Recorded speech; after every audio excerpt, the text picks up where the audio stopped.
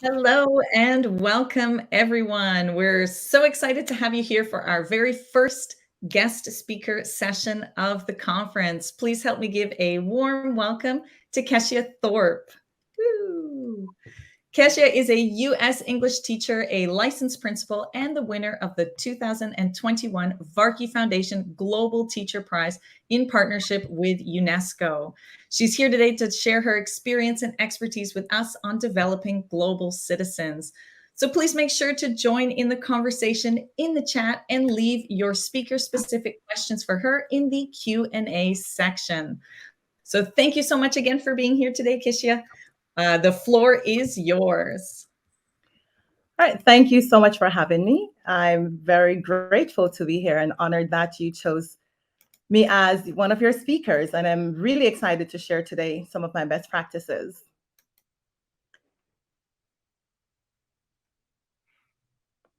All right. So just a few seconds. Go ahead and share my screen.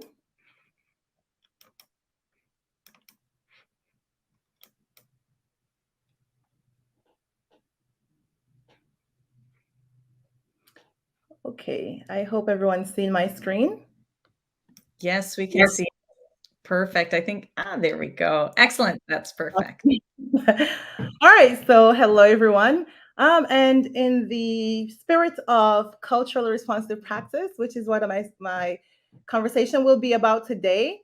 Salam, hello, bonjour, ciao, alo, mahaba, hola, and hola. All right, so I like to always start out with just a social emotional learning piece, just to have a check-in with all of my students. So before I begin, I would like to ask you this question, to just look at this mood meter and just find a word that best describe your current mood and how you're feeling coming out of the pandemic with your students. The school year has just begun. How are you feeling? Please go ahead and include that in the chat.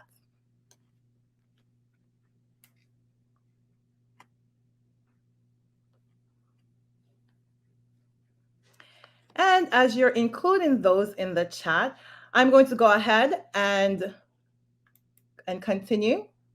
So today, some of the goals that we will be looking at is how to integrate culturally responsive practices and the strategies in order to build relationship with students, make learning more practical and relevant to the real world, promote equity and inclusivity in the classroom, build global competence, engage students in the learning process, and making learning engaging.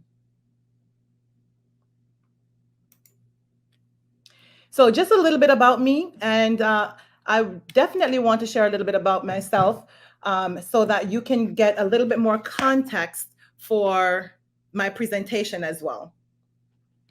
So of course, my name is Keishia Thorpe again, and I'm an English teacher at the International High School Langley Park in Prince George's County. And last year, I had the honor of winning the Varkey Global Teacher Prize award. And one of the things I want you to know about me is that I grew up in Jamaica, and I was raised by my grandmother, who only had a sixth grade education, and a teenage mother who did not finish high school at all. And so, my circumstances offered me very limited opportunities. But I was fortunate enough to get a scholarship to Howard University. I'm not sure if anyone on here has been to is a Howard University alumni, but that would be great if you put that in the chat. And it really changed my life. So I really experienced a lot of challenges assimilating, coming from Jamaica to the US to go to college because of the culture and also because of my identity. I became a teacher later on coming out of college because I was motivated by some students that I worked with, because I wanted to be a champion for them, because I've been to schools where I've seen students struggle a lot. And it really motivated me because I understand their struggle growing up in poverty, and really tutoring at schools that has a high poverty population and also a high immigrant population. And so that really encouraged me and to pivot from my pre-law journey in college to wanting to be a teacher, because I just wanted to be a champion for them. All right, but so just a little bit more context to my story. So let me begin by giving you some more context on culturally and linguistically responsive practices and why it's so important. White students today comprise 47% of students, and this has really declined from 65% in 1995 to today. And today we have 27% of our students are Hispanic and 15% are Black. And other racial ethnic groups are have relatively smaller population of students, like the Asian Americans, who comprise 5% of all public schools, and also Pacific Islander and American Indian and Alaska Natives, which comprise about 1%. But according to the National Center for Education Statistics, in 2017 to 2018, we have about 79% of our public school teachers in the teacher force that are Caucasian, and we have 9% that are Hispanic and 7% that are Black, and about 2% that are Asian, and about 2% more that are of other races. And so it's very important that we understand the makeup of the student population and also the teacher population. The percentage of public school teachers who were white and the percentage of those who were Black was actually lower in 2017 to 2018 than in 1999 to 2000s, where we had 84% of teachers who are white, and we only had 8% of teachers who are Black. And in contrast, the percentage who were Hispanic actually is now a little bit higher, which is at 6%. And so with the rising diversity of our student population, it's very important that we include culturally responsive practices, and also we figure out how to engage the diverse population of our school. It is very challenging for a lot of teachers, but we know that learning needs to be very practical, very relevant to our students, and very meaningful for them to be able to engage.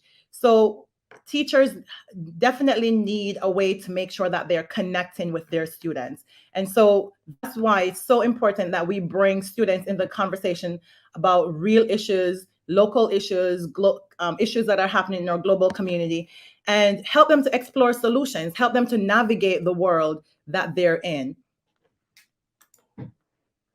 And so this is my population of students. Of course, my students are all immigrants and refugees and English language learners, and 98% of them are from low-income backgrounds. So it's very important for me because all of the young people who come to my classroom, they speak different languages, they come from different cultures. Their families have fled conflict and poverty to bring them to the United States in search of a better life. And my students are proud of where they come from. And so it's very important that I keep that in mind when I teach all of my students. And so global competencies is very important to me. And how you can be a good teacher, I think, is to make sure that you're able to engage all your students of all different cultures.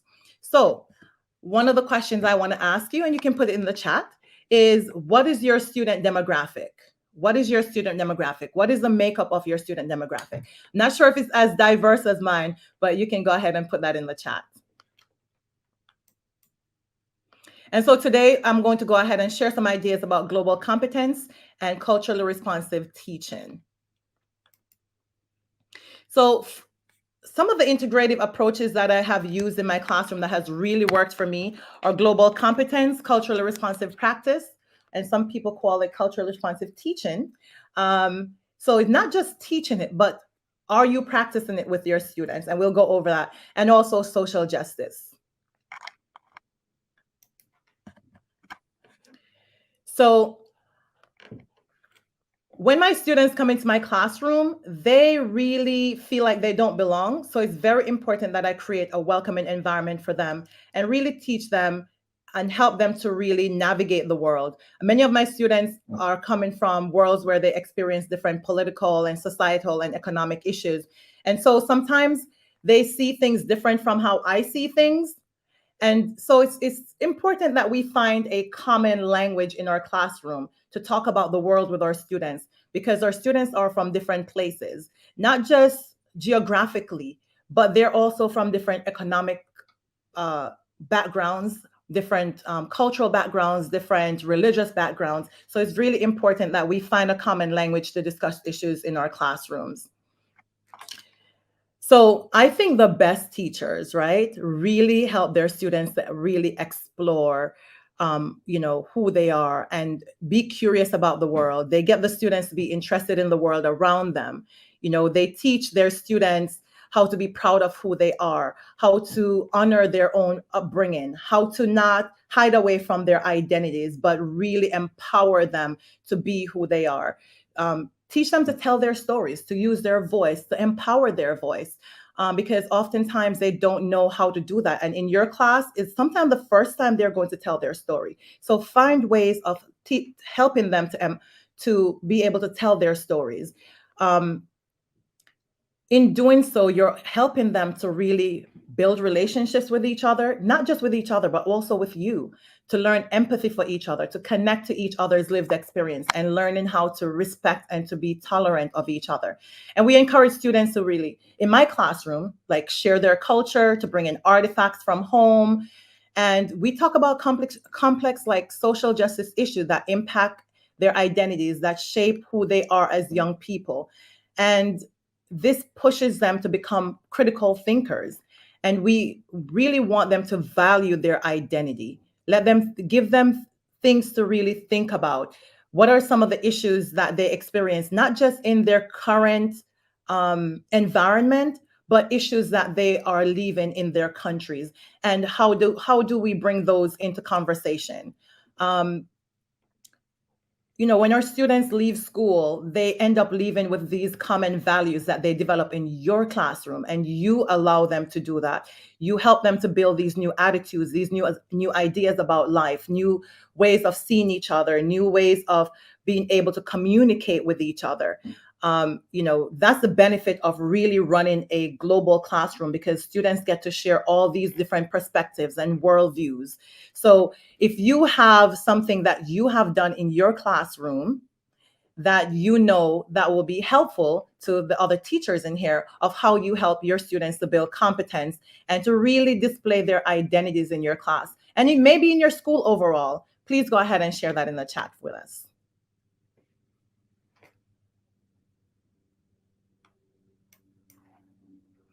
All right, so here's another quick poll. When we think about cultural competence and social justice issues, how ready are you? Based on your skills and based on your knowledge, how ready are you to put those things in place? Are you not ready? Are you getting there?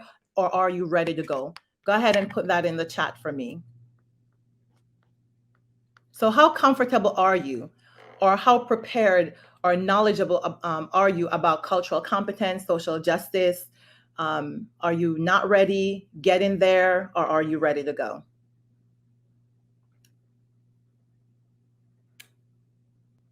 So cultural competence is really important, but to get students to the level of competency, I, as a teacher, you as a teacher, we really need to know our subject. We really need to know our students, and really we need to know how to build relationships and really manage these behaviors. When we think about cultures, different students come with different behaviors, and if we're not sure about what those are, we will turn to punitive measures in our classroom. So it's really important that we understand our students and their attitudes and their behavior and their culture, so that we're better able to manage our classroom. We have to know our students in order to be culturally competent. So,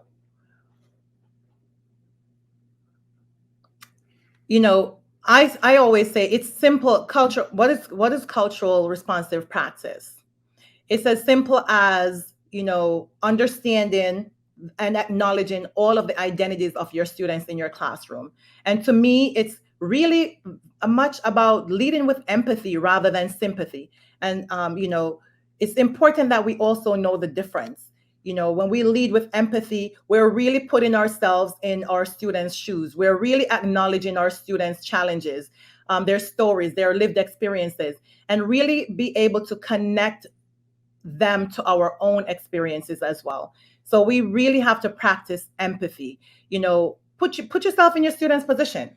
Whatever they come with, put yourself in their position, and imagine how you would feel if you were in their situation. And so many of us, so many of them actually come to our classroom and they don't have a clear vision of what their future is or what they want to do in their lives. And so therefore, it's very important that we understand where our students come from, what they come with, because if we don't, we're not able to help them to navigate where they go next. So it's really important. So we have to learn how to really teach to the whole child, teach from social justice lens, teach our students to dream, let them know that there is more beyond where they are right now.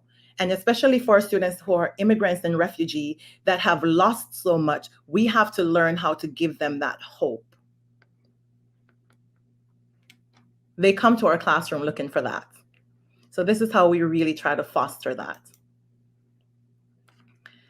All right. So these are two quotes that, I really, really like when it comes to cultural responsive practicing. Is silencing students and removing cultural resources from their learning. It damages their self-concept, inhibit learning, and produce unequal outcomes. Unequal outcomes. There has been also and another one, there has to be a validation and affirmation of the home indigenous culture and home language for the purposes of building and bridging the students to success in their culture and academia and the mainstream society. We have to really learn how to celebrate who our students are and where they come from. So many of them face different pressures to assimilate and to really fit into the cultural hegemony. They really face the threat of losing their cultural identity. When they come into your class, especially students who are integrated into the mainstream classroom with other students who are native, they feel like their identity, their cultural identity is being erased. And we don't want students to feel like that. And so we can really teach them how to challenge those ideas. As teachers, we need to work on our own cognitive dissonance and level of sociocultural consciousness, because that's really important. We have to, again, put ourselves in their shoes. We have to embrace cultural competence in our classroom. And we can help create these students to be truly global learners and help them to build authentic relationships with each other, and also build authentic relationships with us. But in so doing, we really cannot silence our students. We cannot take away their language. We cannot take away all the things that they come with. We have to figure out how can we integrate that into our classroom, into our lessons, to make sure that our students still feel welcome and our students still feel safe in our classroom and feel like they still have a voice. And they also feel valued, because when they do, of course, we know that they perform better. And as I say that, we're leading into assessment. So when a classroom climate is characterized by warm, respectful, and emotional supported relationships, students perform better academically. That is so important. So far we have talked about, building relationships with students and valuing their cultural identity.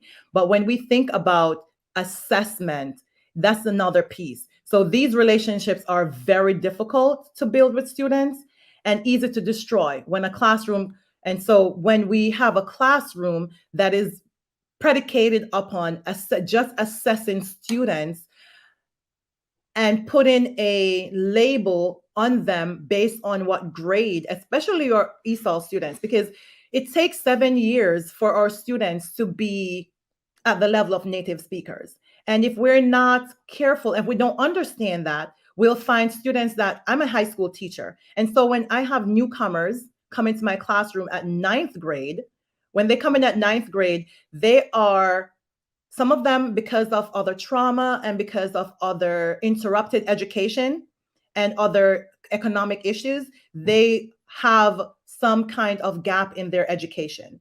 And so for those students, even though they're coming in at 9th grade, they may not be on 9th grade level in their own language, and also in their own personal development.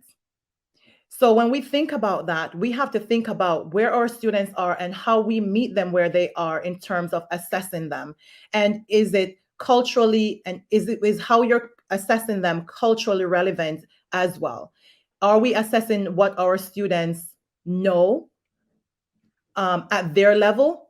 Or are we setting standards that are way too high for our students to achieve? Because our students who are just coming into the country, they may be on 5th grade level.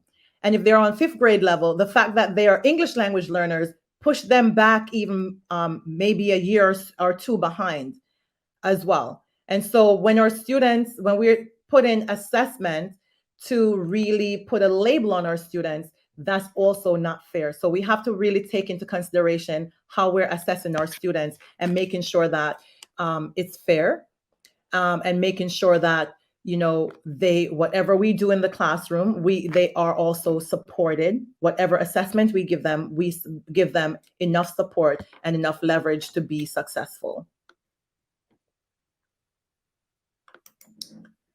All right. So in order for our students to demonstrate academic success, we have to figure out the different backgrounds of our students, the different modalities of our students, and how they learn, their levels of English proficiency and exceptionalities. And when I say exceptionalities, we do have students who are some of our English language learners are also special ed as well. And I think that sometimes we don't know how to dissect it or separate our students who are English language learners. Sometimes we think that because they're unable to acquire the language as quickly as we think they should be able to acquire it, we rule them out as special education students, and we write them up and we try to diagnose them. And then there, on the other hand, when our students are have, or English language learners actually do have some kind of disability, we rule it out as well, and we don't get them tested, and we don't get them the service that they need, because we automatically say that, well, it is because of their language. They're not learning because they're still trying to acquire language. So there's a fine line between both of those, and we have to really figure out where it lies. And as teachers, that's definitely our responsibility as well, to make sure that as we're assessing our students, that we look for those little cues that will allow us to make sure that we assess our students correctly, and also making sure that they get the supports, necessary and proper supports that they need to continue their learning. And we also have to realize that, the current testing systems, not just in the US, but in public school system across the world, are really failing our poorest and most vulnerable students. And this pattern is repeated across the world by high-stake tests, and the system rewarding students' ability to score based on content rather than skills. And we should also remember that our disadvantaged students score the lowest when it comes to standardized testing. And they even though they have the farthest to go academically, they have also come the farthest. So we have to make sure that we celebrate that as well, because our students need us to be encouraging. They need us to encourage high achievement. Even though they're from different backgrounds, we have to figure out how to celebrate them, how to make sure that we celebrate their milestones, their small milestones, and reward them for being independent thinkers, and reward them for really making an effort to master the skills that you're teaching them. One of the things that in my classroom, I really think about teaching my students, when we think about culturally responsive practice, we need to make sure that we're teaching our students skills over content. We do need our students to learn content, but one of the things I think has been very successful in my class is really amping up how my students learn these skills. See, 20 years from now, information is going to change.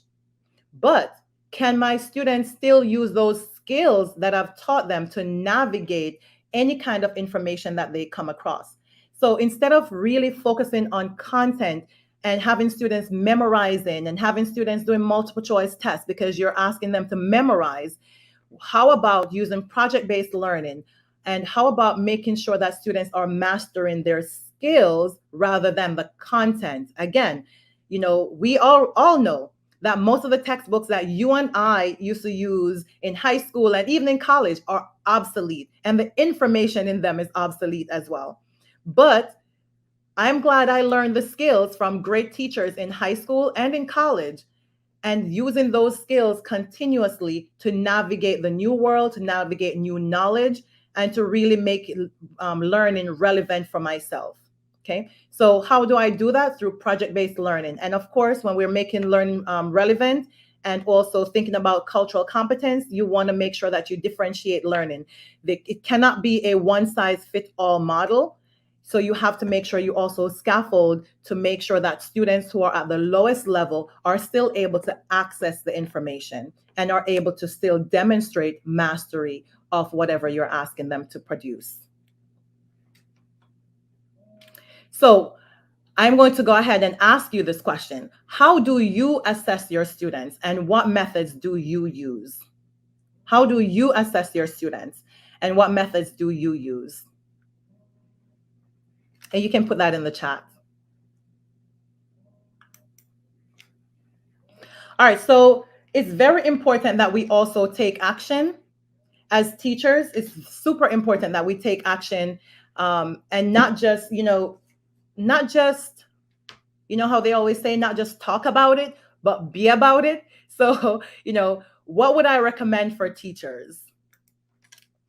So, firstly, I want to say, don't be a gatekeeper. You have those teachers who go into their classroom, they have these great things that they've learned. And I've heard some really great things that they were sharing, some simple things that were being shared earlier in the coffee chat that you could actually use in your classroom. So coming to sessions like this, like ElliiCon 2022, is so important because you get to fill your bucket with all these tools and tips and tricks. But then you go back to your classroom and you go back to your schools, but then you close your door. You don't share it with people on the outside, and you're doing great things in your classroom. But how do you make sure that all the other students in your school are great as well? And how do you make sure that all the other teachers in your school is doing well? So we have to make sure that we're not gatekeepers of information, that we're sharing it, that we value collaboration, that we're opening up our doors and we're beginning to share. After all, most of the things that you're learning, I'm sure some of the things that you're learning here today are not necessarily novel to you, but it's just you're learning some new things. Some of it you already know, and some of it you're already doing, but it's so coming here and taking all of the information that you're learning. It's about how do you take the new things that you learn and integrate it with the things that you already are doing and just really make it great. Secondly, I want to say amplify your students' voices. Make sure that you value their experience, value their thinking. And I've said before, culturally responsive pedagogy is so important in teaching our students effectively. So how can you be a model for the work that you're doing? Not just for the students, but also being a model to other teachers to make sure that you're sharing your work. And finally, I want to say that, you are the greatest resource to your students. It's not the infrastructure. Teachers are the greatest resource to their students. It's not the infrastructure. You probably know everything that they want to know, not just by yourself, but as a collaborative, as a collective. You all know what they want to know. So again, I'm going to say you are the greatest resource to your students, not the infrastructure, not the school, not the building, not your desk, not your chairs, not your PowerPoint, not you. You are the greatest resource to your students. I remember that when I was in school, I looked to my teachers as well. And I remember them being my greatest resource as well, because I'm from, again, I said this earlier, I'm from Jamaica, and we're very economically disadvantaged in Jamaica. And so when I think about my first memory of education, honestly, I'm going to be honest with you. My first memory of education when I was about 3 or 4 years old was really sitting on a log in an unfinished building under a big apple tree. And if you're from the islands, you could really go back in your mind and picture what I'm talking about. You know, but teachers became our superhero, and they helped us to really navigate. And you need to be that superhero for your students, you know, because I've come a far way. I mean, look at me now. And those were my first memory of education. It hasn't been a easy ride, but what I'm saying is that, you know, you do also have students who are coming from those circumstances, and you have to be a champion for them. And we can only do that as teachers, by sharing what we know to help students, because every student deserves a champion, an adult who will never give up on them, who understands the power of connection and insists that they become the very best they can possibly be.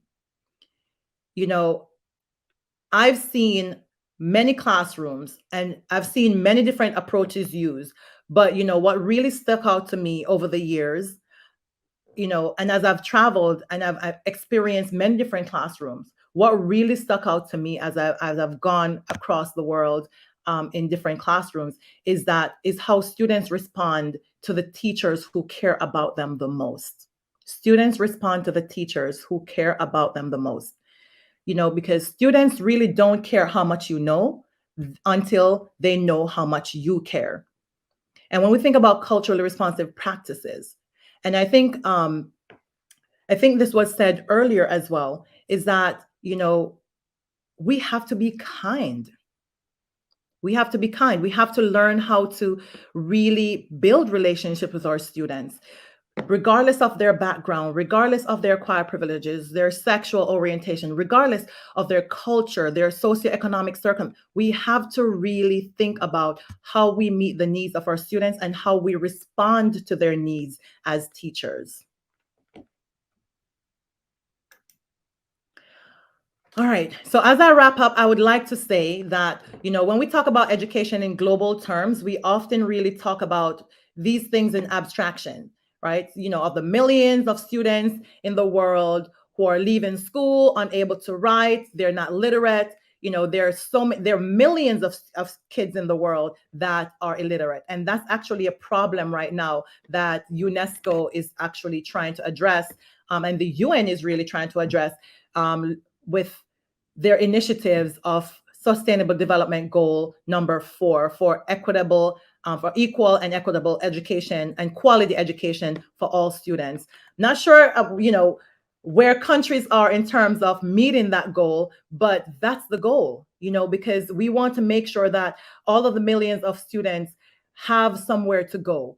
And our school building is where it all happens. Now we're having different learning options, you know, online, asynchronous, whatever it is. But just remember that teacher is the most valuable resource, because whether it's online or whether it's in person or asynchronous, just remember that you are the key to that, you know, to holding that together or to making sure that happen. You know, education only works if we put people who can engage with students as individuals, not as figures on a spreadsheet, not as an ID number, you know, not as a student warm in the chair, sitting at a desk. We have to learn how to engage these students as individuals. We have to see them. It's important that we see them. You know, people can try to relate to these children and their experiences, and we need people also who can see them with their, you know, with a different eye, through a different lens, and also help our students to also see the world around them, to also shape their perspective about the world, not because of our own bias eye or our own lens that we see them through, but teaching them about the world, teaching them. And that's where global competence is, you know, so having them, pushing them to use their critical thinking skills, to really go outside the box, thinking about the things that are happening locally and globally. to develop those attitudes and those values, and to also share those with each other, collaborate, communicating with each other, and also not just thinking about those issues, but how do they take action? Just like you take action in your classroom, how do you encourage students to take action? How do you engage them in taking action on social issues in their community and in their world? How do you make them become a part of the world that you're preparing them for? That is the responsibility and the privilege of being a teacher. So as I wrap up, I would like to say, I'd like to leave with this: believe in your students, believe in their stories, believe in their value, and above all, believe in their future. They depend on you, so it's important that they believe in your future. You believe in their future. And whatever you do, try to make sure that whatever you teach is always culturally and globally relevant to your students, because we're preparing them for the real world and we're preparing them for the future. So thank you so much for listening. And I hope you have gained at least one strategy and something that you can take back to your classroom. So the last bit I'll ask you to drop in the chat is to just go ahead, and if you have any questions, you can drop that in the chat.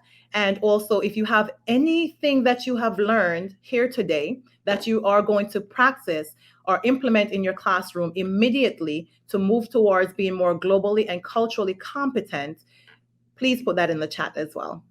All right, thank you, and I'll answer to your questions. Okay, so I'm on stage now, and I can help you with some of those questions. And we actually have quite a long question period here, but this is great because we've got some really good ones in the question area. So let me just throw one of those on the stage for you to answer. Okay, why don't we start with this question here? And this question came from John. He says, can you suggest some nitty-gritty ideas for honoring the student culture in the course of class lessons? Yes, thank you for that question. And I'll give you an example. Right now, in the first few weeks of school, that's the first thing we do. My students get to know each other. We do small activities like community circle. So in our community circle, we do one every day for about 15 minutes. We just talk about ourselves. We talk about our country. We talk about what it means to live in your country. What it means to have to access the American dream. What is the American dream? So as they're trying to come to America, and there's a program that I use, and you can look it up as well. It's called I Learn America. So if your students if you have a diverse student population, you can definitely use the I Learn America. They do have a curriculum there that you can use, and also videos. So I use that to really integrate my students in the classroom. Like I said, also, I asked them to bring artifacts, and in our community circle, they talk about what those artifacts mean to them. One of the things we also did was, and they also created a video, is we asked them, what is your name?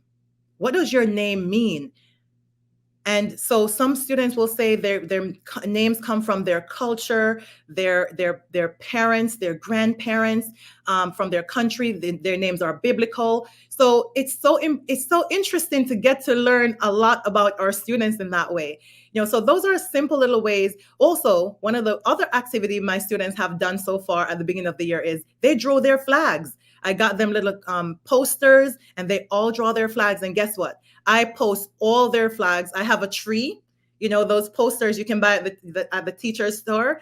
I have a tree, and the tree has branches, and all of their flags are coming off of those branches. And we also talk about what a tree is symbolic of, and we talk about how it is going to represent their growth. And especially those students who are coming in with different challenges, we talk about how they can grow from that, and how that tree represents their growth, and also how we are a global classroom, and how we are one. Even though we're from different branches, we are one. Great.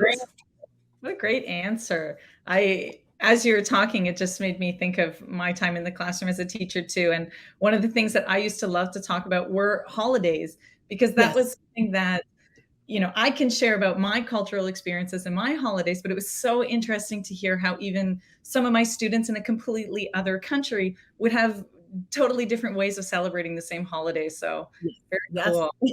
Yes. And we Nice. also have different times of the year when we celebrate. So it's really interesting asking them also, because some of our students I remember traveling to South America in the summer and they had winter, they were on winter break. And I was hoping to go there and see some schools in session, but they were on winter break and we're in summer. So it's interesting to also get to learn about their seasons as well. Definitely. Definitely. Okay, we've got a bunch of other questions coming in now, and this is a really good one. So I'm going to pose this next question to you here from Vivian. She asked, how would you navigate a school that seems resistant to change if you're equity minded? Good question. We can only do what we can do. We can try on a larger scale to bring everyone into conversation, and having them also. We can lead the conversation about equity. However, if it is not, if it's not received as well as you thought it would be received, then I'll say, do you in your classroom? What are you doing in your classroom to make sure that you are a model for what it needs to look like? And eventually, when your evaluators, when your principal, admin come in, they'll be standing there thinking, wow, these are great and novel ideas. Maybe we should bring it to all the other schools. So be a model. What I like about my school also is that when our admin does rounds all the time, and every time they see something going on in our classroom, they actually bring it back to our staff meeting, and they actually encourage that teacher to come in and share those practices. And at the end of the day, it's up to us to really determine whether or not we want to adopt those principles. But in order to move change forward, we cannot always change people's mind. But if we have a growth mindset, and we want to roll with the times, and we want to make sure that our students get the best that they can, then it starts with our classroom. Let us start with our classroom, because as Covey says, think about the things that are in your circle of control, and hopefully it will catch on to everyone else. Fantastic. Great. Okay. Let's move on to our next question here. And this one's got a couple of votes. So I think there's a bunch of people who are interested to hear your advice. This question is from Natalia, and she asks, can you give a piece of advice to a teacher who wants to start a social project? A social classroom project or a social project outside of school? Let's keep it to the classroom. All right, let's classroom. For example, I'm an English teacher and I teach students how to write research papers. So one of the things I like to do is add the part of social justice. And at the end, I always add a piece of civic engagement, because civic engagement is where we make culturally responsive practice relevant and practical to our students. So not only are they learning how to establish credibility, cite research, pull evidence, gather information, and all those other research skills that they need to have if they're going to move on to college. But how do we make writing a research paper engaging and relevant? We have students pick social justice topics that they are very interested in, things about their community, things about their world. And you also help them to brainstorm what those are as well.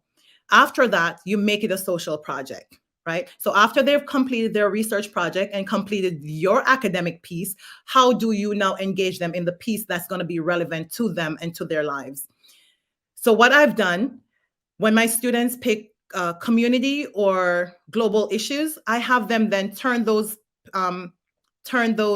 research paper into letters, and we sit on the computer and we look up the mayor's information, the Board of Education information, and all of those leaders in our school, in our community. And my students write those letters, make sure they put their research in there, and then propose a solution to that. Then we also, not only do we write a letter, but we also follow up with a social media campaign. Now let the world know about why these are social justice issues and how we can all come together and make the world a better place by suggesting things that solutions to these problems. So that's one way of doing a social justice social project, is thinking about how can I incorporate a civic engagement piece for my students, if that makes sense. I hope I answered your question, because we do, sometimes we're teaching and we don't think about how we are making that relevant to our students and how we're allowing them to take what they're learning in our classroom and to be able to apply it to real world. It's even the old text of Antigone. I'm not sure if some of you know Antigone, but just the old text of Antigone.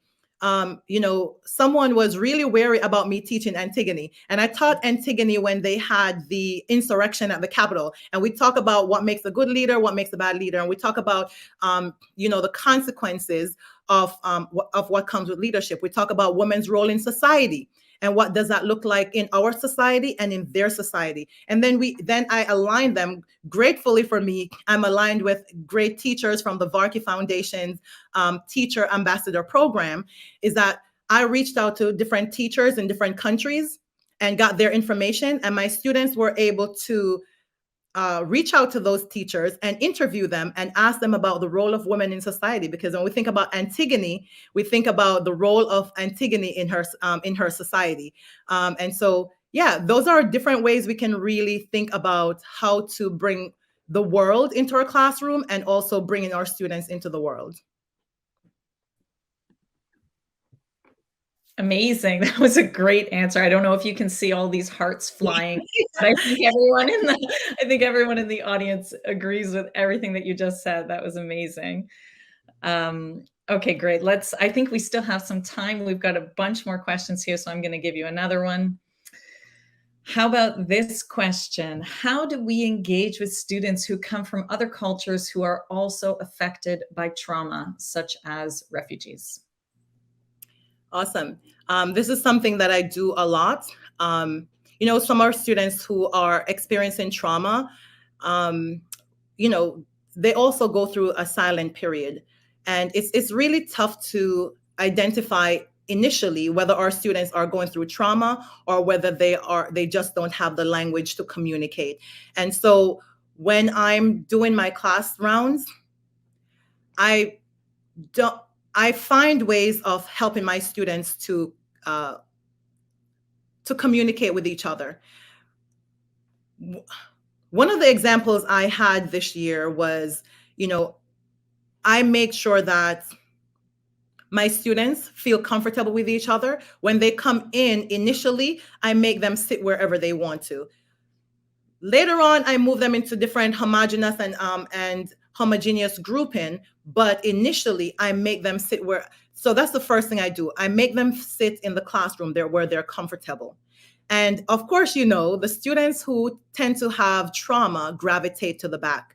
So in your mind, the first students that you want to have those conversations with are students in the back. So while my students are doing, and I always start with the SEL activity, social emotional learning activity. So while they're doing their social emotional learning activity, I usually just creep towards the back and just have those little conversations with them about how are you feeling today and why.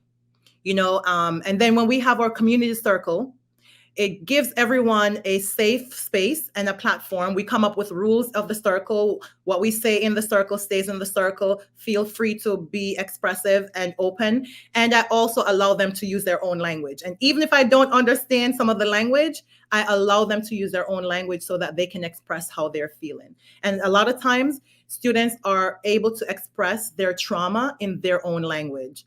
And later on, I can go ahead and pull, you also have to be present with your students. Look at their reactions of the other students when they're speaking, especially in their own language, and then really pull those students aside and then have that conversation with them. Some of the students also, there are different ways they exhibit as well. Like I said, being silent is one of them.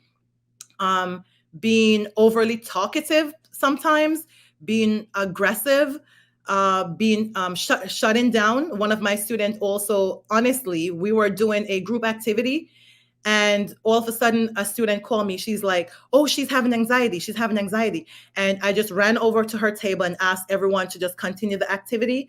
And I have a social emotional learning area in my classroom where I set up like really calming things, calming music, and also a couch. So I brought her over to the couch, and I also just asked her permission to rub her back, and she said, okay. So I just rubbed her back, and she was really breathing hard. And I got her some water, and I just sat there and I just waited until she calmed down. And later I pulled her during lunch and asked her to have lunch with me. And we sat there and we just talked.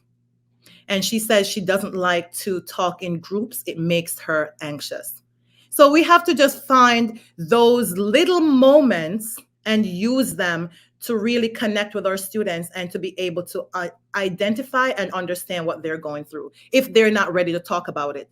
I'm teaching 9th grade now, but when I taught 12th grade, it was so easy. It was a lot easier for my students to talk about their trauma because we do narratives. And in narratives, the narrative life of Frederick Douglass, after they've read his story, everybody wants to tell their story. Okay, because you present it in such an engaging way, and telling students not to be afraid of their story, and telling them that, seeing the journey of Frederick Douglass and how he was successful in the end, giving them the opportunity of hope for their own life, and knowing that they can come out of it. It was a lot easier for my 12th graders to tell their story by using literature. And also we use Cesar Chavez, from my Hispanic students. So just using literature that's also culturally relevant to our students' background as well helps them to come out and talk about their trauma. Amazing. Thank you so much for that answer. That was, I think, a challenging thing for many teachers at the moment, dealing with some of these things. So that was great advice. Thank you so much. I think we've got time for one last question. So I'm going to share one more with you, and then we're going to wrap up this session. And I'll make you brief. Okay, so here, the question, this one's from Kimberly. How best to promote the value of minority cultures in a low incidence school where there may only be 2 or 3 EL students in a building, mainstreamed into an English only class? Yeah, it's tough because when, and that's why it's important that we see our students. So if you're a teacher that is in a classroom with only 2 or 3 ESOL students, or 2 or 3 students of different ethnic background, it's very important that you see all of your students. And it's very important that you teach the rest of the students in your school or in your classroom to see the other students. Design activities where those students can also share. And again, we know that most schools from that regard, whether it's a predominantly African-American school or a predominantly white population school, we know that most of those schools teach from the dominant culture. And so it's sometimes we fail to integrate cultures of other students.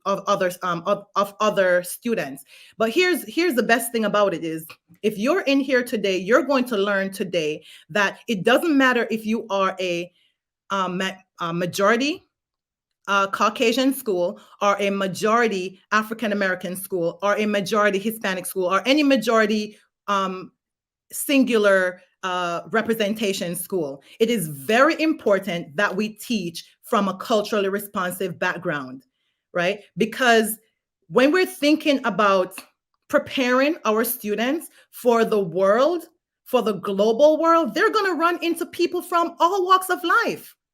So we cannot continue to teach from the dominant culture in our school environment. We have to prepare our students. Are we preparing our students well enough to be culturally and globally competent when they leave our schools? So it doesn't matter where you are. You have to make sure that you're teaching about cultures, teaching about social justice issues, teaching teaching global competence, letting them know the issues around the world. Because some of your students, aspire to go to another country to live or to work or to do mission work. Some of your students aspire to go to, when they go to college, to do a study abroad program. So are you preparing them for that? Or is it the first time that some of your students see a white student is when they go to college or when they go to another country? Or if they see a Black student is when they go to some other platform and they have no clue how to communicate and how to really navigate that space. We're doing them a disservice, because with the environment that we're living in, the 21st century environment, we have to prepare our modern students to deal with the modern world. All right. And as we see, as education becomes more internationalized, we have to internationalize our students. Our students have to be globally competent to be able to navigate the world now and the world that's coming in the future. So yes, that's how we do. We need to make sure that we're sharing all cultures, whether or not our school only exists with one dominant culture. We need to make sure that we're spotlighting our kids who seem different so that others don't see them different. And even if others do, they still respect their differences. They understand that there are differences out there, but they still learn how to tolerate each other and learn how to get along. So we need to make sure we're amplifying the voices of all of our students, not just some. And that is teaching to the whole child. And that's also one model for all, not one size fits all.